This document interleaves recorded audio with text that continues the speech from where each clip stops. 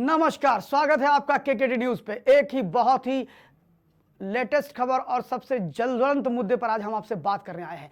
कल ही की घटना है गाजियाबाद की सदर तहसील में एडवोकेट मनोज चौधरी की हत्या। जी हां, नहीं मनाने देंगे रक्षाबंधन, खराब कर देंगे तुम्हारा रक्षाबंधन। जी हां, ये शब्द थे अमित डागर के। ये वही अमित डागर है जिसके मनोज चौधरी के हत्याकांड में उसका नाम आ रहा है। आपको बता दें कि कल दिन दहाड़े मनोज चौधरी का चैम्बर नंबर 95 जो कि मुनेश त्यागी का चैम्बर है, उसमें दिन दहाड़े खाना खाते समय उसकी हत्या कर दी गई। आपको बताएं, चैम्बर नंबर 95 में जिस समय यह हत्या करी गई उस समय कुल 4 लोग वहां उपस्थित थे। उसमें एक मुनेश त्यागी, दूसरा मनोज चौधरी, चौथा उनके मुंशी थे गौरव और एक मुंशी उनके जितेंद्र। ये दोनों वहां बैठे थे। तभी मुनेश त्यागी का कहना है कि वहां पर 2 लोग नकाब पोश आते हैं और मिनट सेकंडों के अंदर वो उनकी कनपटी पे गोली मार करके चले जाते हैं। सबसे बड़ी बात यह है कि एक तरफ वहां पर हापुड़ में जो मारपीट हुई थी वकीलों के साथ, उसको लेकर के वहां धरना प्रदर्शन चल रहा था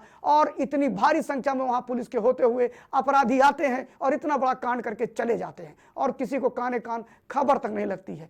इस घटना के बाद ही अफरा तफरी मच जाती है और वहां पर आप देख रहे हैं निपुण अग्रवाल जो डीसीपी हैं वो पहुंचे। इसके अलावा दिनेश जो एडिशनल डीसीपी हैं वह भी वहां पर पहुंचे। दोनों ने पहुंचने के बाद छानबीन शुरू की और इसी छानबीन में बहुत से तथ्य निकल करके सामने आए। वह तथ्य इतने डरावने हैं कि आपका भी दिल सिरह उठेगा। आपको जब पता लगेगा कि एक बहन को उसके खुद के पति ने ये धमकी दी कि कल तुम रक्षाबंधन नहीं मना पाओगी। आपको बता दें कि भारतवर्ष के अंदर कल भी बहुत जगह रक्षाबंधन बनाया गया है। आपको यह भी बता दें कि यह धमकी देने वाला कोई और नहीं, मनोज चौधरी का सगा बहनोई अमित डागर है। अमित डागर वो व्यक्ति है जिसने उसकी बहन को मारा पीटा और वह भी पेशे से वकील है। आपको बताएं कि मनोज चौधरी जो है वह 15 जनवरी 2023 को उसने अपनी मां पर, अपनी बेटी पर और अपने पत्नी पर गोलियां चलाने का काम किया था। यानी कि मनोज चौधरी की बहन पर भी गोली चलाई थी, जिसके आरोप में वो लगभग डसाना की जेल भी काट चुका है। वह एक तरह से पेशेवर अपराधी की श्रेणी में आ गया है। आपको बताएं कि अमित डागर और उसका भाई जो है नितिन डागर, उनको पूरी तरह से ढूंढा जा रहा है। साथ में उसके पिता का भी नाम उस एफआईआर में लॉज है और 2 और लोगों का भी नाम उस एफआईआर में दिया गया है। कुल मिलाकर के 5 लोगों को एफआईआर दर्ज की गई है। आपको बताएं कि उनकी बहन कहती है कि मेरा पति ही मेरे भाई की हत्या का मुख्य आरोपी है और सीसीटीवी जो कैमरे दिखाए गए उसमें मनोज चौधरी की बहन कहती है कि ये मेरे पति और मेरे देवर ही हैं जो मार करके भाग रहे हैं। ये एक बड़े और चश्मदीद गवाह के रूप में मुनीश त्यागी ने कहा, पहचानने से इनकार कर दिया। उन्होंने कहा मैं किसी को पहचान तो नहीं पाया, लेकिन उन्होंने बाकी पूरी घटना विस्तार से पुलिस को बताई। आपको बता दें, इस घटना के बाद वकीलों में एक दहशत है और सभी जितने भी एडवोकेट हैं उन्होंने पूरे प्रदेश भर में फिर से धरने प्रदर्शन चालू हो गए और गाजियाबाद की सदर तहसील में अभी भी प्रदर्शन हो रहे हैं।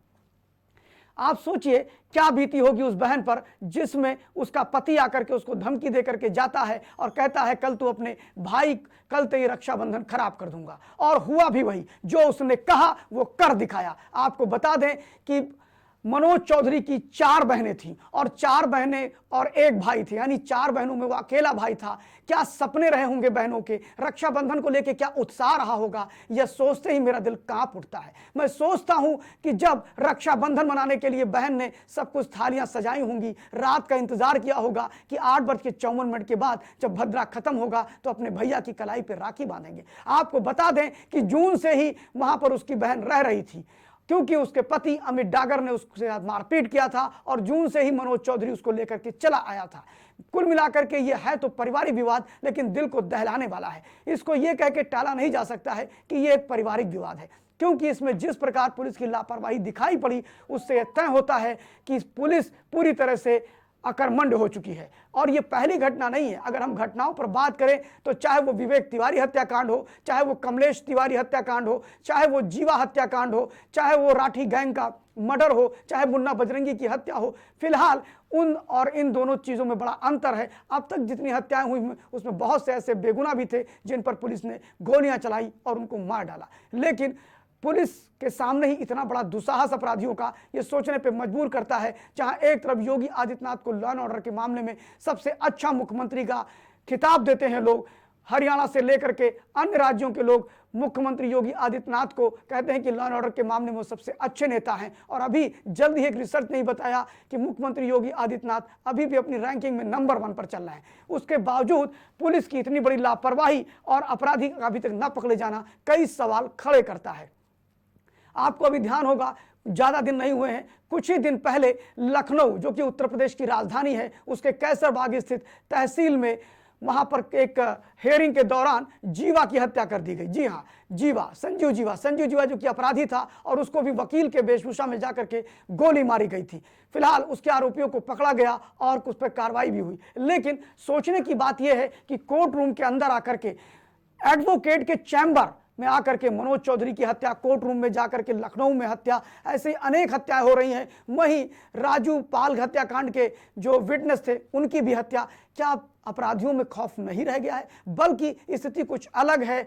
अपराधियों में खौफ की बात बार बार प्रदेश की योगी सरकार दावा करती है, लेकिन इन घटनाओं से तो लग रहा है कि मोदी और योगी की जो डबल इंजन की सरकार है उत्तर प्रदेश में, कहीं ना कहीं उनसे कुछ चूक हो रही है। कहीं ना कहीं पुलिस का लापरवाह रवैया लोगों की जान पर आफत बन रहा है। आपको बता दें कि कल ही रक्षाबंधन के दिन एक छात्रा के ऊपर भी अटैक किया गया लखनऊ के अंदर। वह कोचिंग पढ़कर आ रही थी, कुछ सहोदरों ने उसके साथ छेड़छाड़ करना प्रारंभ किया, दुपट्टे खींचने की कोशिश की। जब उसका विरोध किया गया तो उन लोगों ने उसको मारा और चाकुओं से हमला किया। यह भी एक बड़ी खबर है। फिलहाल पुलिस उन पर कार्रवाई कर रही है, लेकिन मनोज चौधरी की जो हत्या हुई है वो कहीं ना कहीं दिल को मसोस देती है। और जब मैं उसकी बहन की कल्पना करता हूं, उसके चेहरे की कल्पना करता हूं, तो लगता है कितने सपने सजोए होंगे कल के लिए। और उसके पति कितना दुर्दंत आतंकी कह सकते हैं। ये कोई बड़ी बात नहीं है कि अपनी ही पत्नी को ये कहना कि कल तेरा रक्षाबंधन खराब कर दूंगा। ये कोई अपराधी नहीं, ये आतंकी इस प्रकार के शब्दों का प्रयोग कर सकता है और इस प्रकार की घटना को अंजाम दे सकता है। मेरा मानना यह है कि सरकार इस पर जल्द से जल्द कार्रवाई करे और जल्दी से जल्दी अमित डागर, नितिन डागर, इन सबको जेल की हवालात के अंदर होना चाहिए। सरकार के सामने ये एक बहुत बड़ी चुनौती है कि अपराधी जिस प्रकार न्यायालय परिसर में घुस करके इस प्रकार की घटनाएं कर रहे हैं, सरकार को अपने सुरक्षा खेमे और खासतौर पुलिस को और कसना चाहिए, उनकी चूड़ियां कसनी चाहिए ताकि इसका अच्छा परिणाम आ सके। धन्यवाद।